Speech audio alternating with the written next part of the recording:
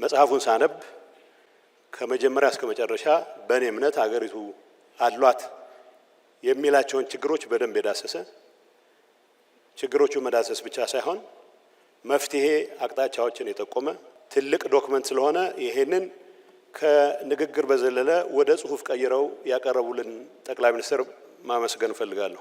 በዚህ ጽሁፍ ውስጥ አንድ ትልቅ መነሻ ያደረገው በአስተሳሰብ ላይ ትኩረት ማድረጉ ብቻ ሳይሆን ቁጭትን እንደ መነሻ መጠቀሙን የአባይን ልጅ ውሃ ለምን ይጠማዋል ብሎ ነው የሚጀምረው። ችግሮቹን ዲስክራይብ አድርጎ መነሻቸው ምን እንደሆነ ተረድቶ ችግሩን ለመድገም በማያስችለን መልኩ መፍትሄ ለማምጣት የምናደርጋቸው ጥረቶች ምን ይመስላሉ የሚለው ነው። ያሸነፈ ሁሉን የሚወስድበት አደገኛ አካሄድም ስለሆነ መሸናነፍ ሳይጠበቅብን መጽሐፍ ውስጥ በግልጽ ተቀምጧል። ሁላችንም የምናጣበት አንዱ አጥቶ ሌላው የሚያገኝበት ሳይሆን ሁላችንም ልናገኝ የምንችልበት ሁኔታ ከመፍጠር አንጻር መቃኘት እንዳለበት መቀመጡ ትክክለኛ ነገር ይመስለኛል።